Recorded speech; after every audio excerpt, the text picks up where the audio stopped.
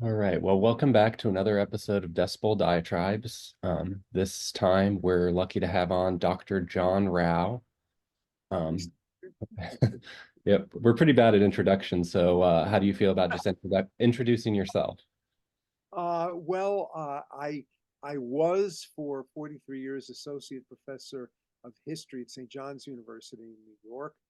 I have been since 1991 the head of an organization called the Roman Forum, which was founded by Dietrich von Hildebrand in 1968, and which I, at the age of 19, became a member of. So I was the sort of heir apparent in running this thing. And it's this which is really my main work because it's through the Roman Forum that I do the activities that I do for church history projects here in New York and then in our international program in Italy during the summer.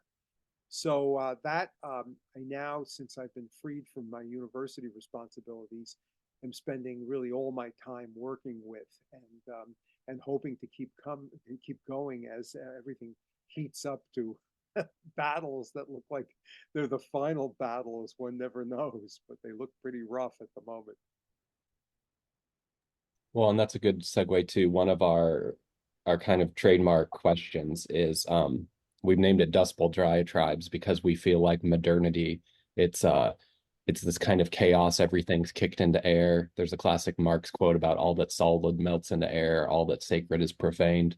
Um, and yeah, I encountered you through part of my conversion to Catholicism. It was figuring out, okay, if I'm not going to be Orthodox, I'm going to be Catholic. What are sort of the contours intellectually of Catholicism? Right. And I found you through the traditionalist movement, and even more so for me, where you've been a blessing for me is just grounding me in like church tradition and how the church has navigated like modern history. Um, Well, thank you very much. That's a big morale booster to know that it's not been wasted all of this activity. So thank you. I appreciate that very much. Yeah, yeah. So that said, can you tell us more about to what extent you identify as a traditionalist, what that means, and then I guess if you have a diatribe against the modern world, we could just start there and then yeah. Well, I mean, I've always been a practicing Catholic, and I had my main sacraments before the changes took place. So the traditionalist world was my world, as it was the world for everybody in the mainstream up until the changes began to take place, which began to take place while I was in high school, and I didn't like them from the very beginning, and then started my undergraduate career in 1969, when, of course, the Novus Ordo was formalized, and hated that even more. So Right. that as a consequence of that, what I did was I responded very enthusiastically to this invitation on the part of a history professor that I had as an undergraduate, who said that he thought that I would benefit very much from coming to this program for the newly organized Roman Forum in Fordham University. And I went with him when I was, again, 19 years old, in 1970. And at Could that I point, we did. could I interrupt real quick just to take one step back? We don't have a totally Catholic listenership. Could you just Okay. expand a little bit on what like the post-Vatican II conciliar reforms look like? Like Well, I mean, when they first began, when the thing first began, it was not something that we who were used to just operating with the old environment thought was going to just simply dominate the entire spirit of the church as a whole. When Vatican Council began, really, somebody like myself who was quite young, I mean, when it began, I was still preparing for my confirmation, and for somebody like myself, in the classes I was attending with the nuns who were teaching us, we never expected anything dramatic to take place. Those people who were aware of what the various movements in the church were as adults might have been expecting something more, but it all came as a great shock to us. And the first experiences of it were liturgically, because very swiftly after the passage of the decree allowing for there to be a change in the pastoral direction of the liturgy, they began to make these alterations with the readings in the Mass in the vernacular. The canon remained in Latin and unchanged for a while. And they began bit by bit introducing the vernacular, and then the changes in the canon. And then with it began also a lot of these other effects stemming from the whole upsetting character of the 1960s in general. So that these awful hymns began to appear. This is while I was still in high school, that a lot of my friends and myself used to make fun of. And then the spirit of the changes also began to make themselves apparent in Catholic confraternity doctrine classes. Where I was at school, practically everybody was Catholic, and there was no local Catholic school, but we were all in public schools together. And whoever wasn't Catholic was generally Jewish, and there were only a handful of Jews, and Protestants were like a kind of strange breed that we very rarely encountered. So in any case, we all at the public school would go off to CCD classes, and we continued going after confirmation. Even though in confirmation I was still in grade school at the time, but we continued into high school. But it was interesting because it was that first year in high school, which was 1965, that we all went to the CCD classes as normal, only to realize that the entire spirit had changed drastically. And one manifestation of this was that the people who had absolutely no interest in the classes and in Catholic doctrine and the like, and who had been the sort of odd men out in the years before, were now catered to as though they were the central focus. And as a result, the first class that year was spent really with the teacher chasing some delinquent around the room to get him to try to sit down. And the upshot was none of us ever came back again. So that this was a kind of minor high school manifestation of what happened with monks, with nuns, with priests, and all of the rest. The spirit changed, and there was a general flight for different reasons. Some people because they used the changes as a way of getting out of something that for some reason seemed intolerable to them now. In a bad way, from our standpoint, I think it was a sensible reaction of people who wanted substance fleeing before disaster. Then, bit by bit, all of the other problems popped up with respect to making it clear that the devotional life that we had was now treated as though it was something which was reprehensible.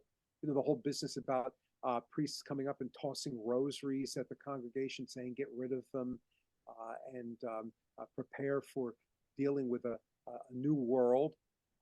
And then there came the difficulties in confession. So that I remember in those years, the late 60s and in the 70s, the early 70s were horrible, because you'd go to confession and then I'd say something in confession, and I would be told that that's no longer needed because to confess, because it's not a sin anymore. So it was a sin last year. This year it's not a sin. So that was all very, very disturbing. And then of course the things that were changes in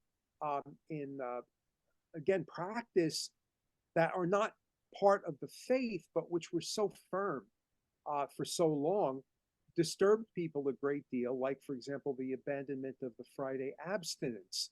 And people would stop going to church simply because of the fact that they no longer had to avoid meat on Friday, and said that since we no longer have to avoid meat, it must mean that the Trinity is something which is in question as well. But then to go to the issue of this substantive work with the Roman Forum, that was founded by Dietrich von Hildebrand, German philosopher, born in Italy, spent his career in Germany, then Austria, and then finally the United States.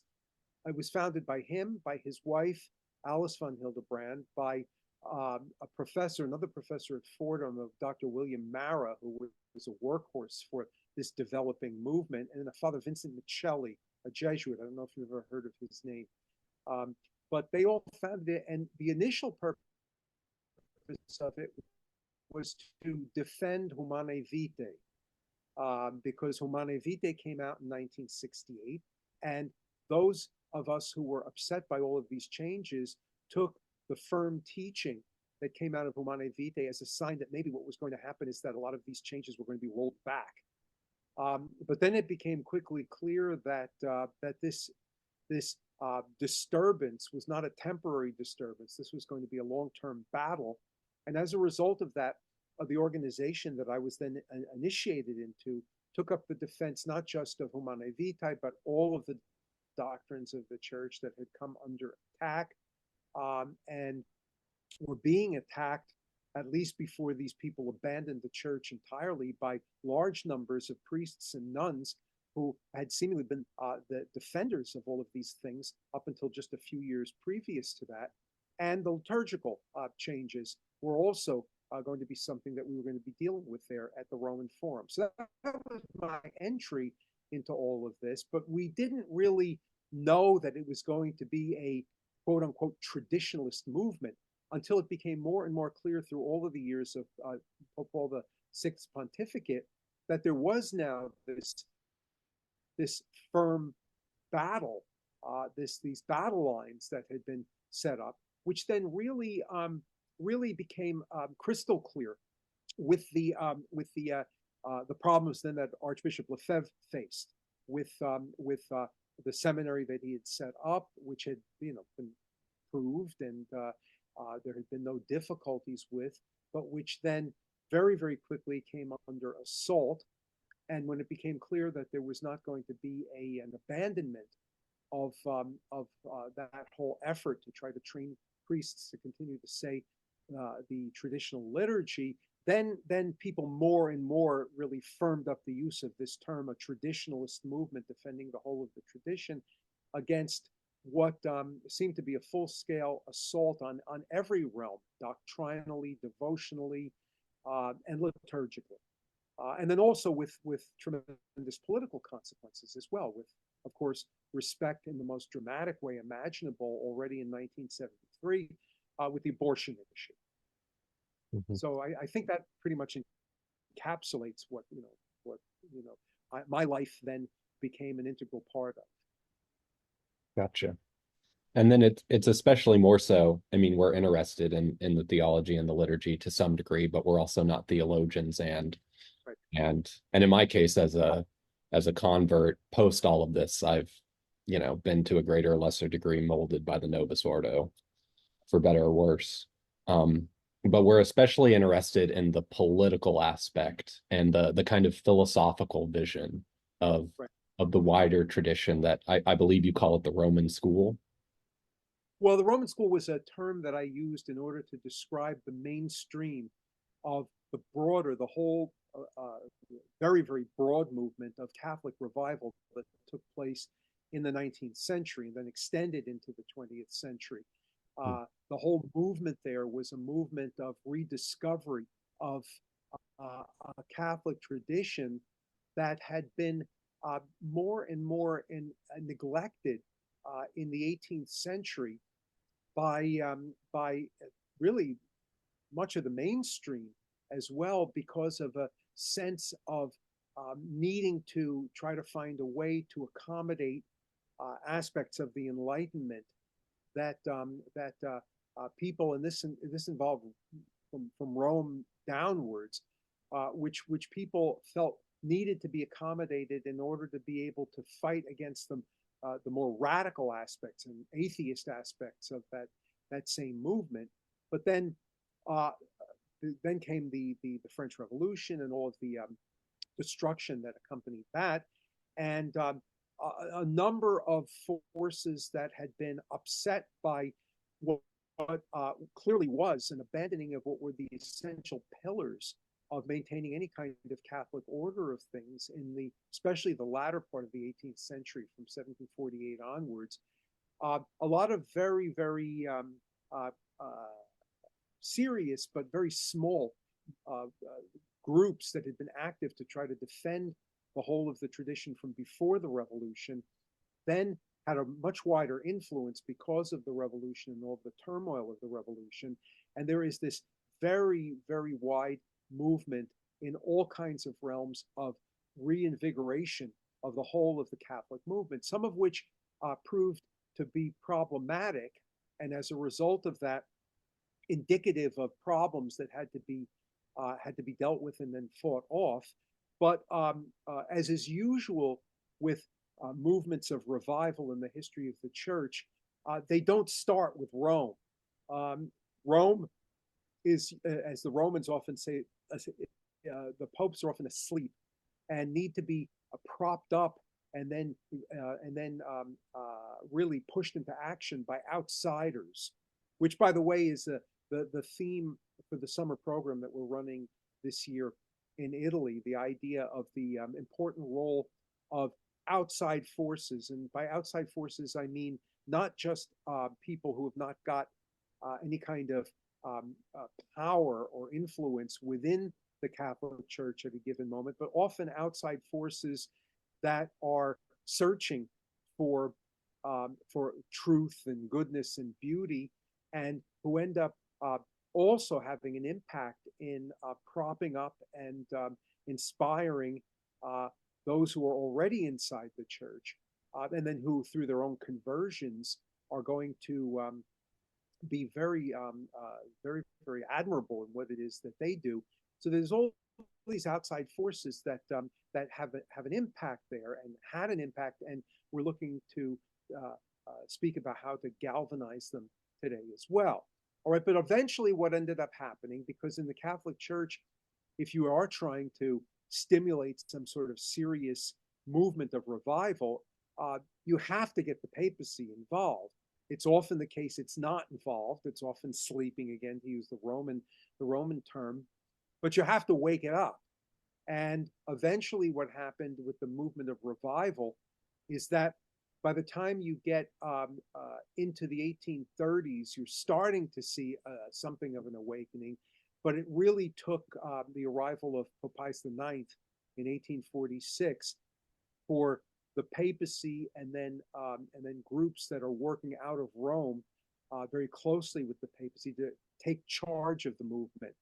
And it's with that term, the Roman school, that I utilized for an article that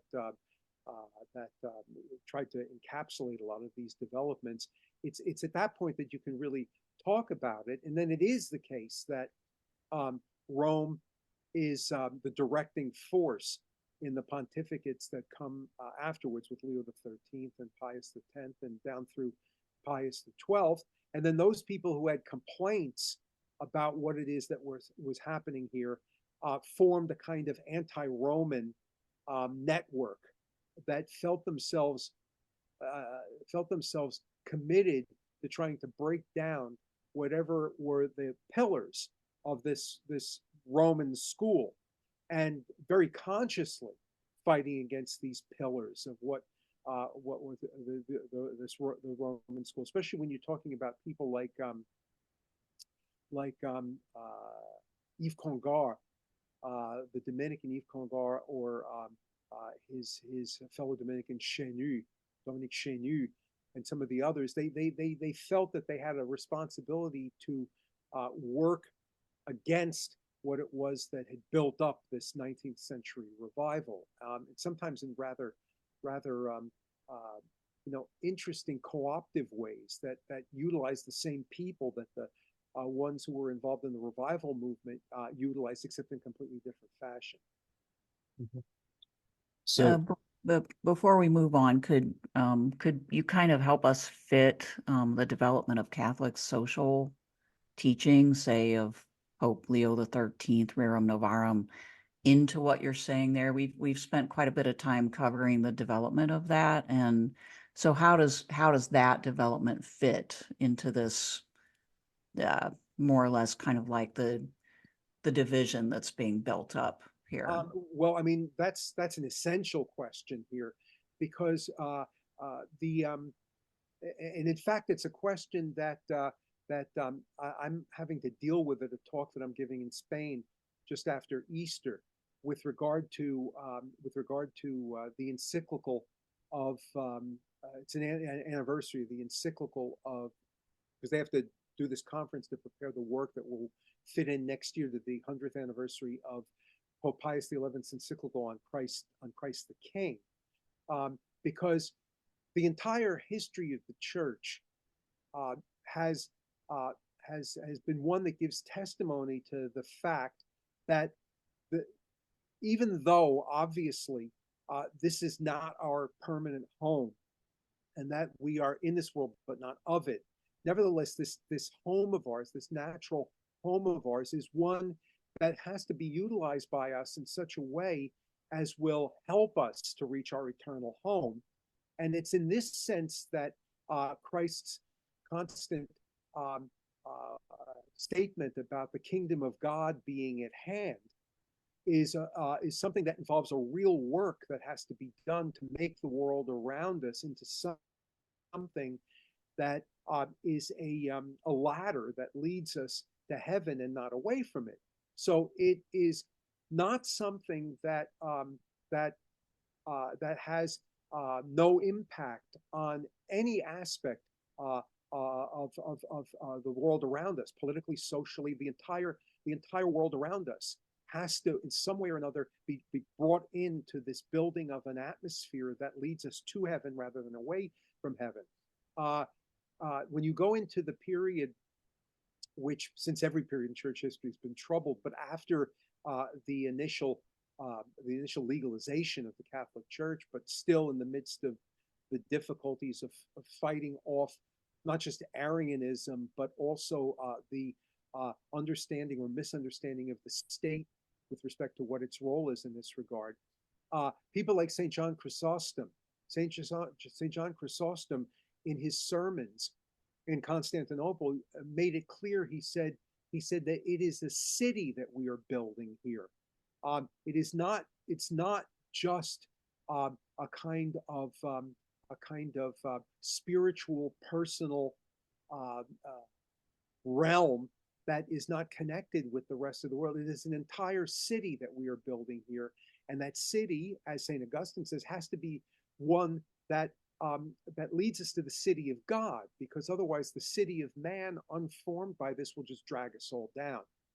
And then we have periods in the history of the church in which there's a massive commitment to this kind of thing, such as in the High Middle Ages. And then you have all sorts of terrible political and other troubles that make it seem as though you've been dragged down into just a business as usual mentality in the late Middle Ages that has as a price to pay for this the Reformation. But then with the Catholic Reformation, you get another commitment, to use the Jesuits' motto of recognizing that everything around us has to be mobilized for the greater glory of God.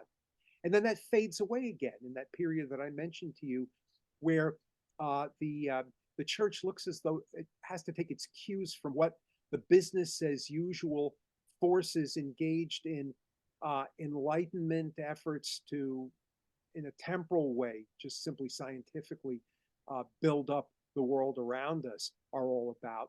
And then you get this new movement that comes onto the scene and says, no, no, no, the church is here building a city. And that's because of the fact that Christ is meant to be king of the whole of the universe and the world that we live around us. And the people that I'm talking about, who in joint lay and clerical circles, then in literary circles, then in all of the different arts, in revived religious orders in the 19th century, among priests who were trying to build up parochial life, in academies, in universities. What these people did is they built up a whole understanding of what it was that had happened in this new world of modernity, which, as many historians have indicated, was building up throughout the entirety of the resistance to what the Catholic Church had done in the High Middle Ages, throughout the late Middle Ages and the Renaissance and the Reformation period, but then in the Enlightenment really states openly its claims that the whole effort of the Enlightenment is an effort to try to build the world without any influence of the supernatural on the world around us. And insofar as the supernatural is permitted any role in it whatsoever, it's to simply bless what it is that people do on the temporal level, and then talk about it as though it can lead to, let's say, through technological advancements, charitable works that are favorable in the eyes of God. But it's all from the bottom up. And the idea of the supernatural being the guide to what it is that shapes the temporal world is gone. And from the standpoint of these Catholic revival thinkers, the entire history of the world is something which is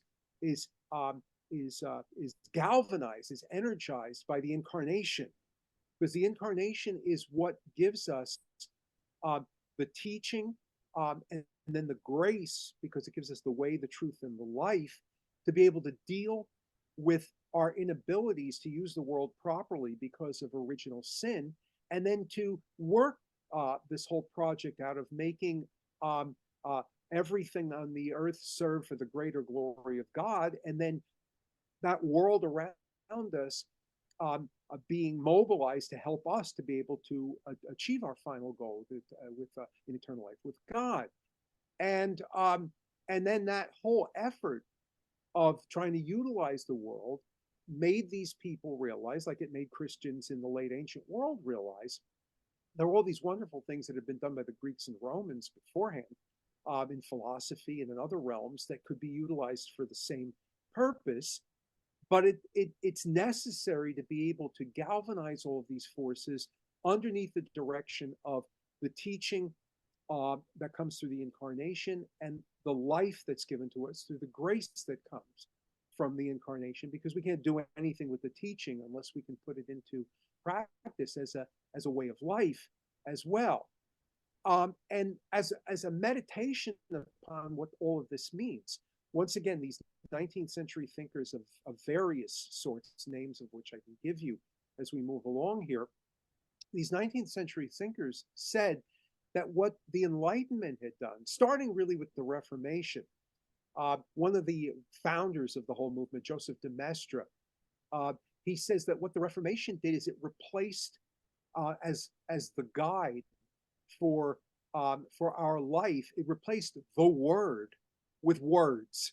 In other words, the mere words of Scripture, rather than the living word, and then the living teaching and the living grace of the word becomes the guide.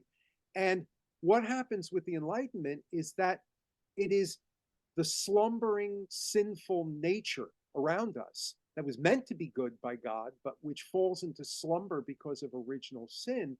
This is now looked to as the guide, and all it can do is drag us down into further slumber and to misuse of the things of nature, which, even if you want to use them properly, will be used disjointedly and without the proper hierarchy of values.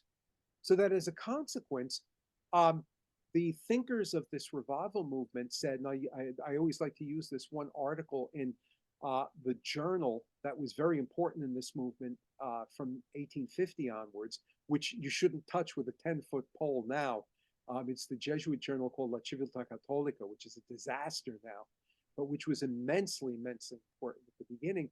But one of their articles said that, talking about the world around us, either God, and they mean God, but they mean the incarnate God, Christ, either God will be king over the world around us with freedom and with the perfection of everything else that's connected with the world, or man is going to be king, and that is going to be something.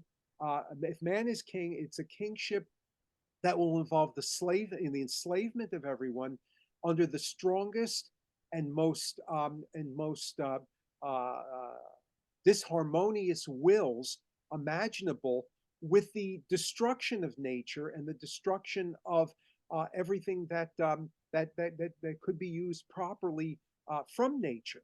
So that with this idea in mind, it was essential that you recognized that the believing Catholic who needs to be transformed in Christ through the teaching of Christ and through the grace of Christ, and who learns through this transformation from the teaching and the grace of Christ how to use all of the different aspects of nature properly, then go to work as a mission to transform the world around them, and to transform that world around them, to save that world from the disaster that it would cause if it was left hanging without being rooted in Christ. So it was an essential mission for the benefit of every aspect of nature, aside from the ultimate purpose of the world around us, which is to lead us to eternal life with God. And this is a mission that they felt the church had abandoned in the latter part of the 18th century, allowing the flawed temporal world around them to provide the guide, in a way that I would argue is exactly what then happens when you abandon this whole sense of mission that comes from the quote unquote Roman school, and then decide that you have to just read the signs of the times and then march slavishly into step, doing whatever the rest of the world around you is doing. And this mission is a mission that these thinkers I'm talking about recognized was going to have to require, once again, a revival of a sound knowledge of Catholic doctrine, especially what the full meaning of the incarnation was and the consequences of the incarnation. And that sound doctrine then had to be shown the way in which it could be applied to transforming the world around you. And in this whole work, in which the doctrinal part of the work can never be abandoned. It's not as though you learn doctrine, then you can shove it aside, because you need to keep feeding your understanding of it and then living the doctrine through your faith in order to make certain that it stays there as an integral part of daily activity. You can never get rid of that, shunt that aside, but it involves a lot of jumping in and working. And I use the term in one book that I try to describe all of this together in, really, entering into the dance of life. And the dance of life involves a lot of strategies that may have to be changed, just as parents change strategies in dealing with their children if they've got different kinds of children under different circumstances and different periods of their life. And it involves especially having to arouse the laity to an understanding of their role in this regard, because the laity is going to be the force that will have to, of necessity, be the one that's engaged in daily life to deal with the economic world and the social world and the political world. Because if the clergy is the one that's dealing with it, it's not dealing with what its primary mission is. Its primary mission is to teach and to administer the sacraments. And if they abandon that mission for pastoral work that's unconnected with their sacramental work, they've pulled themselves out of their proper place in the hierarchy of value and are doing a job that's not theirs. Just like the laity should not be primarily doing that work, it should be doing this pastoral work.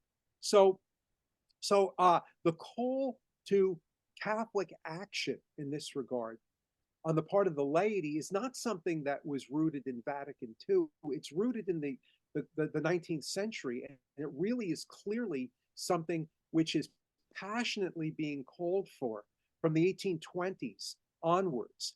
Now, the actual term social doctrine, Catholic social doctrine, is kind of, well, there's a debate as to who first really uses it. The one who really uses it in the way in which the movement from the time of Pius the Ninth onwards is using it, and the way in which it's applied to Leo the 13th and others.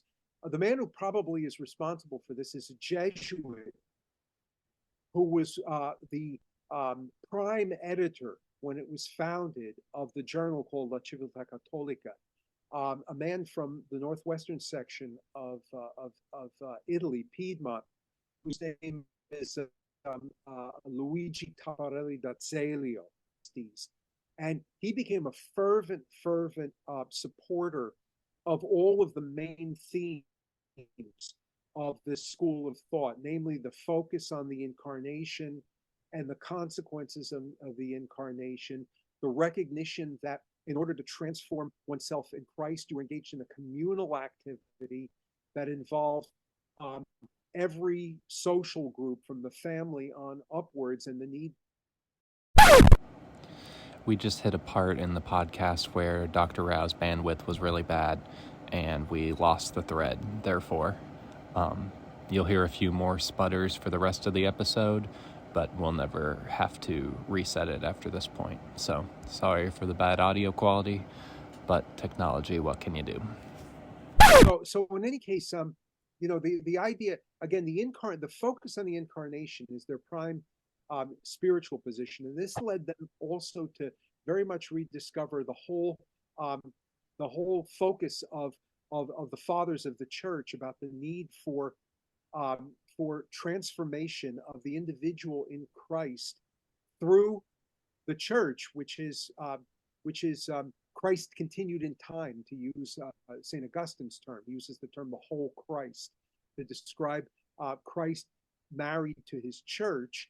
And all of this involves, and I'm quoting, every social group that one is part of needs, underneath the guidance of the church, to be able to be mobilized for the sake of creating, you might say, of the universe in which we live, a warm bath that prepares our pores for accepting everything that we need to, which is essential for even keeping the bath warm, to be able to lead us to Christ.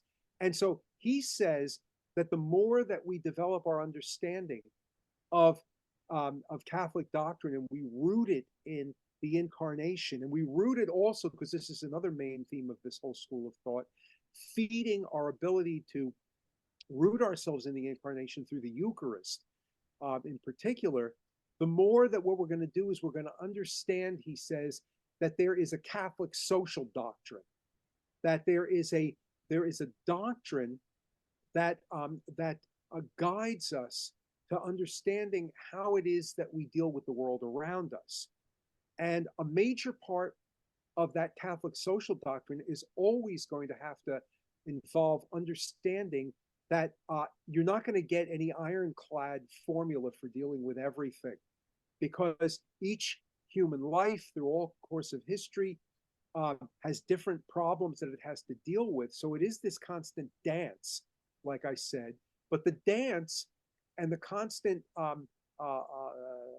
need to being on the lookout for how you actually apply what it is that you're doing doesn't loosen you from the main guidelines for what it is that you need to focus on in order to enter into the dance properly. You got to know what the rules are for waltzing properly in order to be able to do it, even though it doesn't teach you all of the things, the maneuvers you have to make if the couple next to you is bouncing into you, that kind of thing.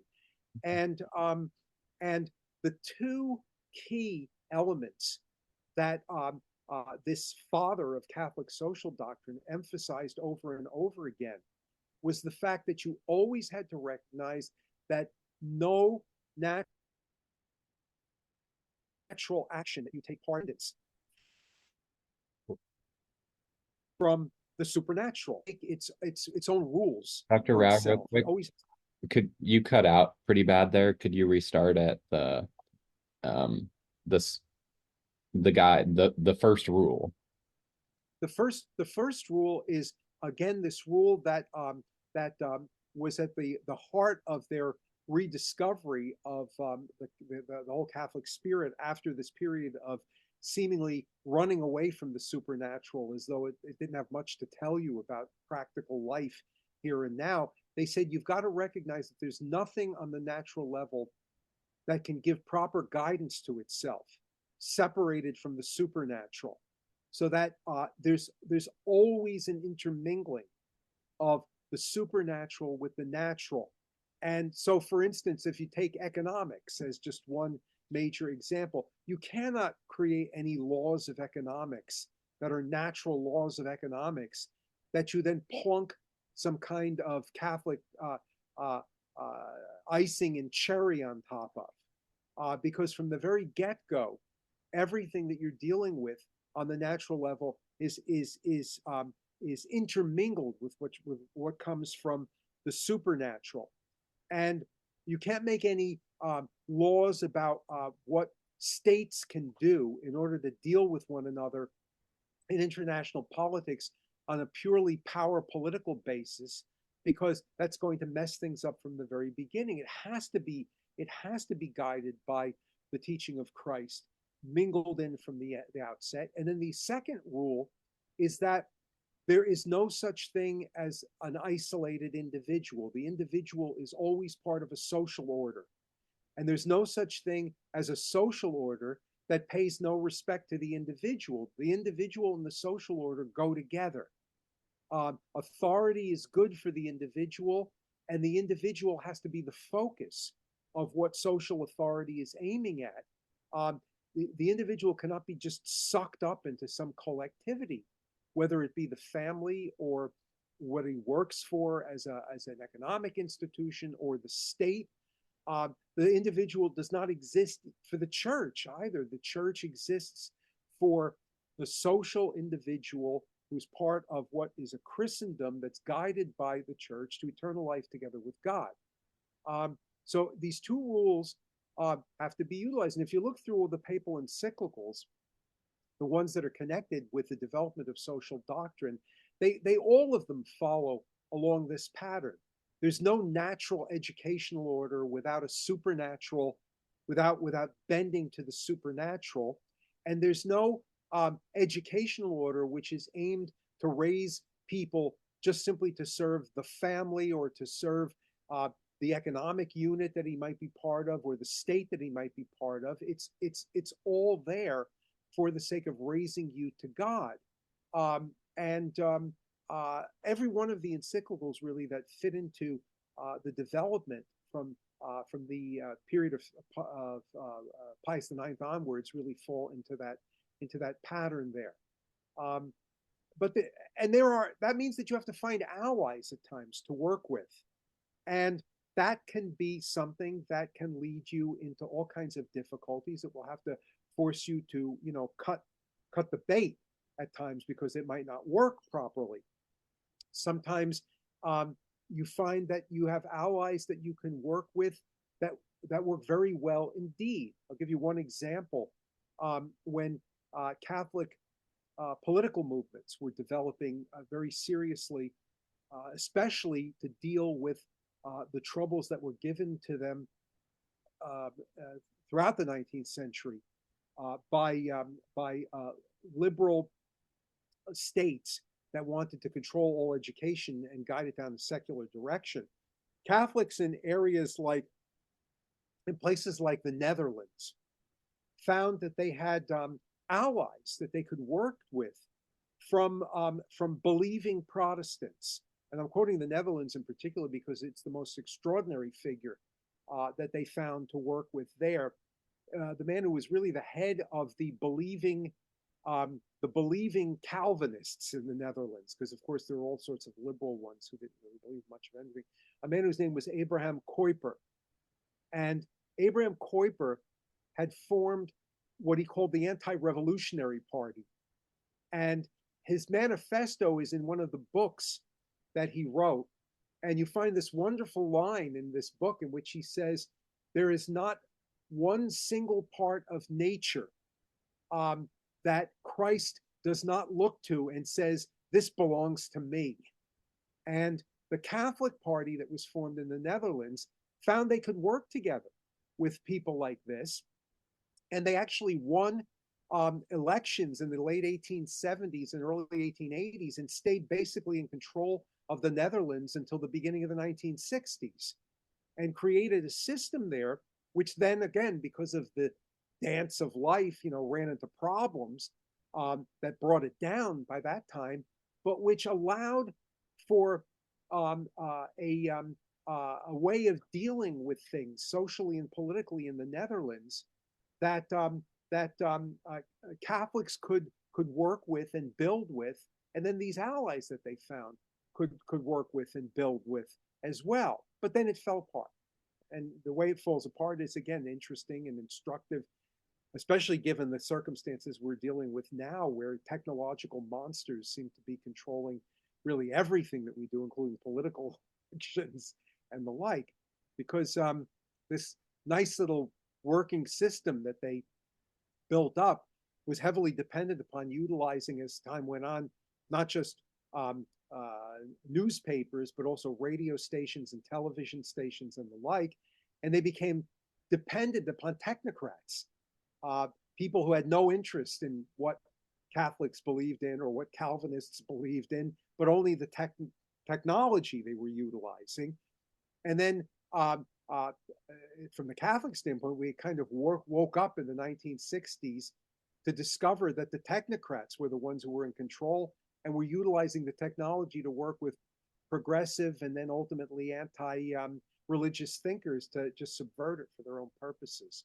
So it's something that has a changeable element to it, but then an absolutely necessary doctrinal element.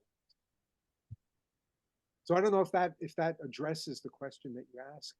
No, I think it's a good start. If you would humor, sometimes we do these thought experiments. Imagine you could encapsulate everything you know, and we go back in time, right, to like the 1850s or so, and it sounds fair to say, to your point, proves the necessity of focusing on Christ the King and everything that flows from it. And right. let's say there's a massive conversion, 200 years ago to this insight. How would the dance have played out differently?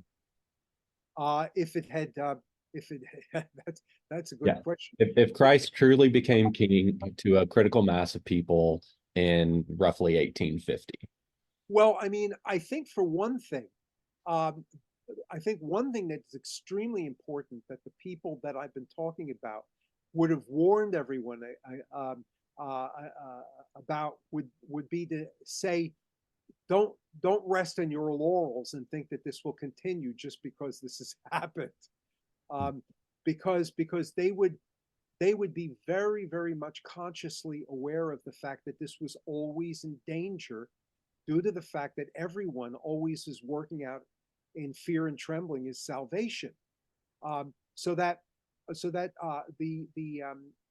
there would have been a warning from them that this is a constant work in progress, and you can't know exactly what might pop up that could disrupt it in the future, and especially the people that I mentioned, like this man Taparelli d'Azeglio, who I mentioned, was very much conscious of scientific developments and technological developments, and the way in which these were,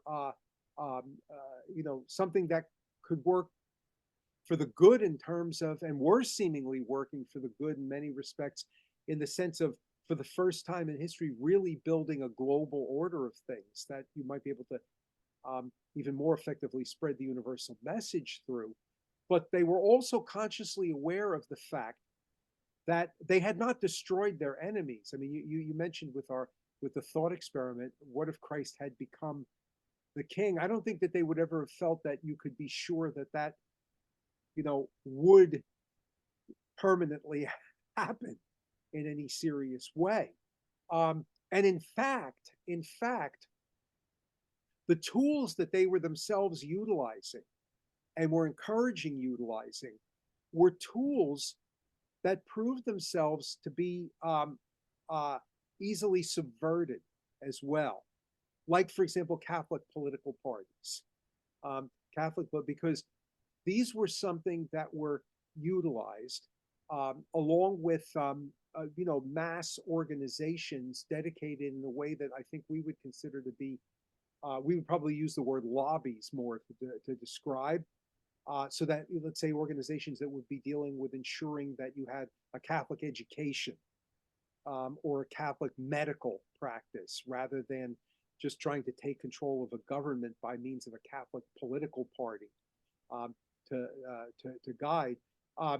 They worked with all of these different forces, and it proved to be the case that there were difficulties with especially Catholic political parties that were subject to that found them that you found them subject to temptation, um, depending upon uh, who could give them money to make sure that they maintained power, and then catering to the demands of those people who gave the money, or or if there were new movements that appeared on the scene that proved that they could make an appeal to uh, the popular will and to popular votes, being tempted um, to co-opt or work with what these forces were. Like, for example, in the late 19th century, you get not just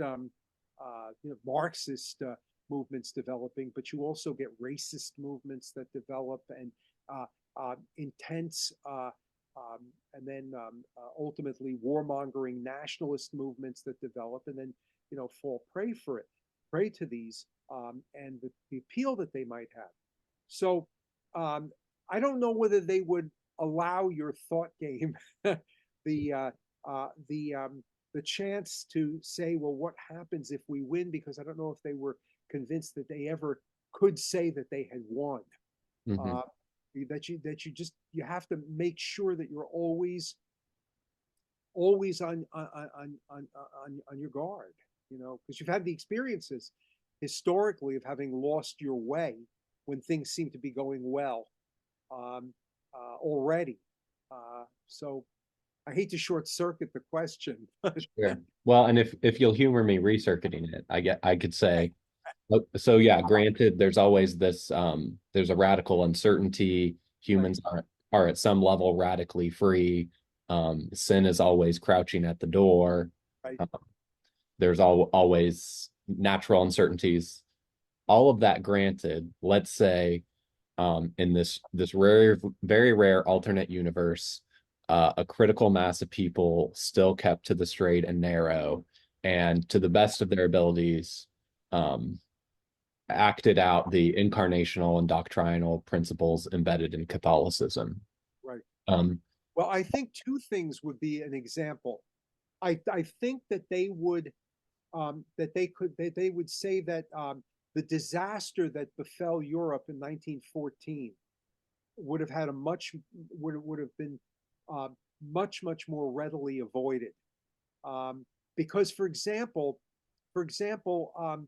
they were these people were very critical of the whole um, uh, imperialist development of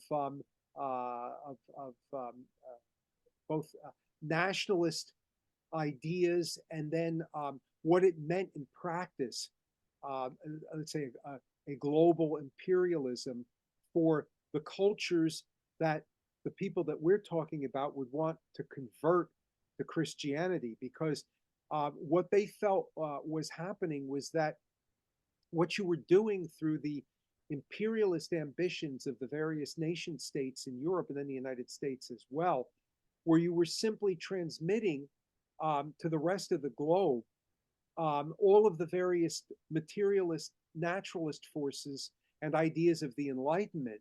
Um, and then rather than passing on what was the Christian mission that emerged out of the Christianization of the West, what you were doing is just spreading a global Enlightenment recipe for destroying whatever it was that was good in the native cultures of the people that you were bringing under your control, and then preventing them from really having the opportunity of opening their eyes to what might be able to perfect what it is that they had to offer through Christianity.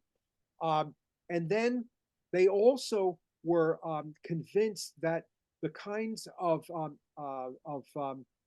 not just ambitions that were building up with the clashing of these global empires stemming out of Europe that could lead to war in Europe as well, and the destruction of the Christian center in Europe. They were worried about the development of Enlightenment ideas that were working together with a lot of this global imperialism. And in this regard, again, I want to emphasize what develops out of the expansion of one of the lines of growth out of the Enlightenment into scientific evolutionary thought, and then the entire racist set of developments that emerges out of that with social Darwinism and the like. And then, if you want to talk in an even more immediate way about problems that you could be building for yourselves back in a Europe that, in our hypothesis right now, might involve places that were creating a society that was dedicated to Christ the King and to getting its guidance from it. I'm thinking of one of the very much anti-imperialist thinkers who was a central part of the Catholic movement in Europe in the 19th century, a Frenchman named Louis Verriot. He said that as we build this global world that's creating roads that are leading for all of our wrong-headed Enlightenment ideas to be transmitted to Africa and to all the parts of Asia, the roads that we're building are roads that have a two-way traffic. And as a consequence, whatever it is that we might not want to have come our way are going to come back to it. And a number of these people were quite aware of the fact that there was an anger on the part of native religious forces that were Muslim and Hindu. They weren't aware of much in the way of Africa at the time. Were angry at what was happening here, and then in potentially turning the tables on Western imperialism could bring back a militant Islam into Europe. Then another example would be in economics, I think, as well, in terms of but again, let me just dot the I's and cross the T's of what I'm talking about. There's warning after warning from Catholic revival circles, or the Roman school, if you want to use that terminology as well, and from Rome itself in the late 19th century, that the spirit dominating more and more in Western nations and their various ambitions was a spirit that was going to end up in a general conflagration, which is, of course, what begins with 1914 and World War I. And I think that there is a good case to be made that trying to do something and having an effect in this regard in 1850,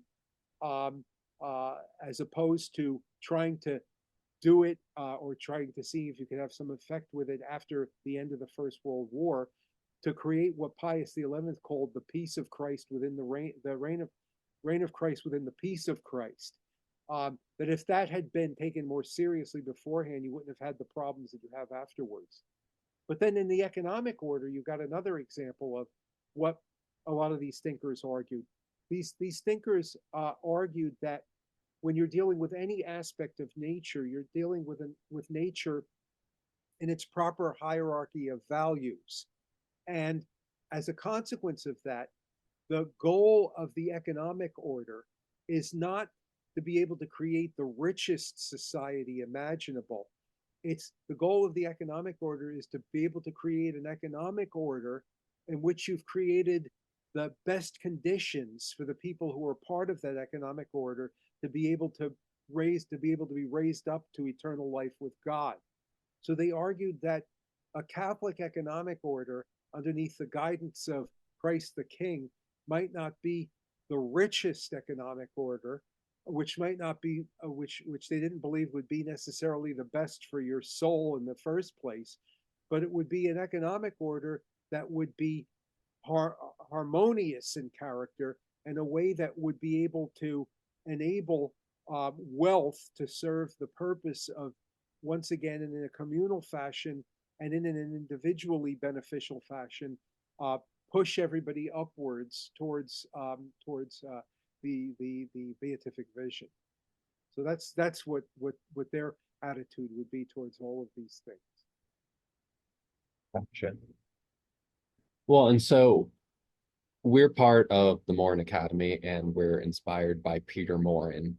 And I know this isn't like to the extent I've entered into the world of traditionalism, this is not a commonsensical thing that I'm going to say, but I still believe that like if you sit down and read Peter Morin's easy essays, that he seems to be like a child of this kind of Roman school thinking.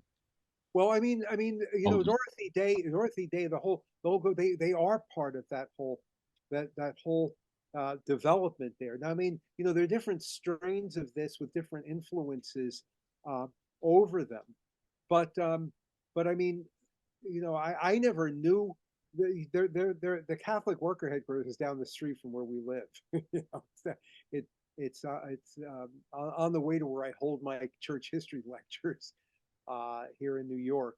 Um, I never knew Dorothy Day, but one of the people that I was shaped by did know Dorothy Day, and they knew that she and I don't know whether they knew Peter as well as they knew Dorothy Day, but they knew that, you know, that she was certainly not someone who cut Catholic doctrine off from what it was that she thought was necessary in dealing with practical economic life, and she's certainly not somebody who thought that the whole purpose of economic life was to create the wealthiest capitalist society imaginable.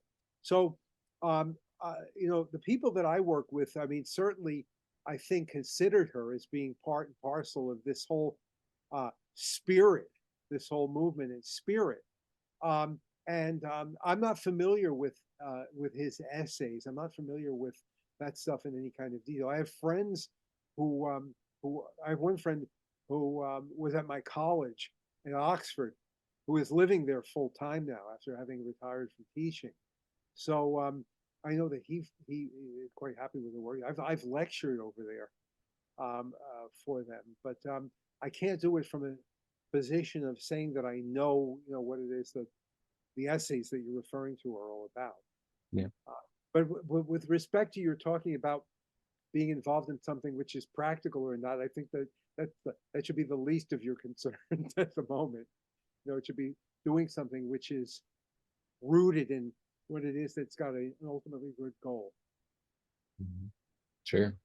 Which is where we have here in Kansas City. I'm on. It's just a small urban farm, but we've christened it the John Paul II Catholic Worker Farm. I see. And I hear through the grapevine, some people have asked the question of why would you ever name a Catholic worker after a pope, um, which which speaks volumes about where some people's heads are in this movement. But Right. Yeah. Well, I mean, you're going to always have to deal with. I mean, when you're dealing with a popular religion and a popular movement, you've always got to deal with the people around you, and that means again, if you're on the dance floor, there's always couples that are bouncing into you. totally, totally. Well, I guess so. I'm a little bit surprised to hear you be relatively positive on them, only because when I've listened to your history lectures, you've mostly associated them with Mounier and personalism, Well, Maritanian optimism. see, I mean, I don't see. I can't. I mean, I don't know exactly how Dorothy Day. I mean, I do remember now that you're mentioning this that Peter was very much connected with them. And I don't know how that fits in because I am highly critical, obviously, of the stuff that I've had to deal with from Mounier in particular. Mhm. But that's not what I'm familiar with regard to this now. I don't know. Maybe I'm leading you astray by talking about that, but it's just that the people I knew who knew Dorothy Day said that she was a very firm, believing, practicing Catholic. So that's what I have to go on. That's the only thing I can go on. And Oh, my friend who's part of the whole movement there does not strike me as somebody who is wandering off into a wilderness that I can't connect with. Mhm. one of our reading groups just got done reading the Personalist Manifesto, and we're going to have a roundtable on personalism on Thursday, actually. And so I'd be interested to hear what I know Spencer's probably already familiar with it, but for me and the audience's sake, what are your primary critiques of Mounier? Well, my critique of Mounier, I mean, Mounier goes through various stages, but it's basically the kind of, you know, Lamennais character of Mounier, where he talks about the need to dive into energies and respond to energies. And I don't have the passage with me right in front of me now, but for example, in L'Esprit, he talks about the fact that uh, in the world that he's living in the 1930s, that there are all of these energies that are indicating the move towards, what Teilhard later on, talks about as convergence. They're converging towards what's going to be the higher truth in a way that doesn't sound Catholic in character. It sounds like the the doctrinal development is going to lead to something which we're unfamiliar with at the moment. And he says in this one passage, which I quote a great deal, he says, he says, movement towards the higher truth can be slow. He says, but then a hero or a genius comes onto the scene. And then he says, someone like Catherine of Siena or Lenin or Hitler or Mussolini. And then movement is faster.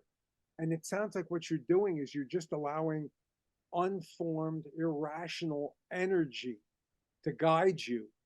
And then in Catholic circles, calling whatever seems to be energetic and successful to be the voice of the Holy Spirit. All right, that's the thing that's problematic for me. And again, if you've seen articles I've written on this subject, which are there on the internet, you'll be able to find it. I mean, I think I have one that's there called what is it called? It's this conference I attended in Italy some years ago, and I think it's called something like "He who this forgets the past loses the present," something of that sort. You might find a lot of the stuff there described. Yeah, But and from my perspective, like your critique of vitalism and personalism of this flavor, I've encountered people like this, and actually, I was kind of where I got into this is I was really interested in college and Nikolai Berdyaev, who was in those he's another figure who fits into this precisely. Yeah. right in the Esprit circles. Um, and there is like that critique that this is a kind of like irrational vitalism, quasi-process theology. There's that, and then also having been in like intentional communities, it's like really hard to hold on to this idea when you're like actually dancing with people that somehow or other this dance is going to get good. Yeah, oh, no, that's the problem. Yeah. And I mean, there's a number of other forces that I name in these articles that are, what is the name of that article? I think it's he who disregards the past loses the present, something of that sort. But it's, you can find it and I describe it in great detail, or I can send you something and then you can take a look at it. That might be more helpful to you rather than my trying to fish it out of my memory here, bit by bit. But that's my chief concern, and and and yes, in that regard, uh, it might be that there are things that I would very much criticize if I knew more about Peter Moran. I do know that he was very much an admirer, but I don't know anything of his writings at all. So I would be it would be Yeah. foolish of me to make any comments about it. there's just hardly any. There's this one book, The Easy Essays. It's basically it's almost aphorisms, and that's it. There's just not much there. That's it. So it's a little hard. I mean, it's very impressionistic anyway if you read it, but if you read it with the kind of historical and philosophical background that you have, you'd be Yeah. able to see the influences, and among them is definitely Mounier. I Yeah. mean, so, for example, people in these articles, I also indicate the fact that a lot of the different forces that were building up these ideas had a strange convergence after the defeat of France in 1940 in a school that was set up by the Vichy government to try to train people for the new order that was coming into being. And at this school, all of these different ideas were bandied about. They were bandied about a good deal, and it was Catholic in spirit, the school, but again with these ideas playing a major role. And then the priests who were there catering to the students, when they lost their any interest they had in Vichy France, when the French began allowing workers to be deported and then the Jews to be deported, and like they never were into that kind of phenomenon. What happened is that a number of these priests went off to service people who were deported for work purposes, or they, in camps there. And then they had this idea about energies and the like. And they started saying things like at the camps, they discovered that the workers that came from the Soviet Union had their own spirit that they had to cater to, so that they had to build a liturgy that would answer Soviet workers. And then one of the main chaplains at this school said he began to discover that the machine that he worked on had a spirit of its own. And as a result of it, I had to direct myself to answering the spirit coming from my machine. And this strikes me as being really a dead end Yeah. from a Catholic standpoint. So I don't know if that helps as well. But Well, it strikes me our last interview we put out, it was with this, he used to be in the Catholic Worker, and now he wrote a big book about this retreat movement that was put on by Father John Hugo, who Dorothy Day really loved, and he got it from a Jesuit up in Canada called something like Onesimus Locutor. And it was the site of theological dispute because, at least in kind of his telling of it, it was the old two-tiered neo-Thomist nature grace distinction crowd who were saying you're sort of blurring the distinctions, and you're saying that nature is he was basically accused of being like a Jansenist and a rigorist, and anybody who says, well, maybe if Christ the King is real, then maybe I need to evaluate every area of my life and how it gets transformed. yeah, um, yeah, the more co-opted elements of the church are always going to say, no, that's too much. It's just good enough to not sin. um, and he tracks in this a development where um, that there is this more, at least to whatever extent it's real, at least the caricature of that pre-conciliar neo-Thomism, and then how it's been supplanted by, he calls it public theology, inherited primarily from John Courtney Murray, yeah, where before nature and grace were separate, and now everything's seen, there's grace hidden all over the place. And yeah, so we just have to take it on its own terms and let the grace in the machine speak to us. yeah. Um, Murray died just a couple of years after the end of Vatican II, and he was at Fordham, with von Hildebrand and with Mara, this other founder of the Roman Forum. And I remember that von Hildebrand and Mara told me that Murray was horrified with what was happening with the Jesuits at Fordham after the council, and kept saying, "This is not what I meant. This is not what I meant."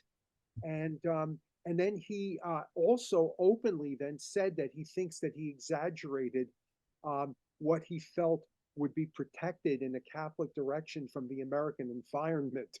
And But then he died 67, and couldn't live to see any further developments in this regard.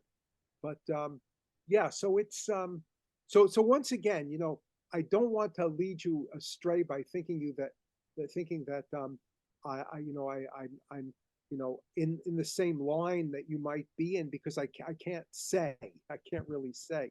But the Sure. fact that there are elements of what I'm saying that are highly critical of the whole personalist development.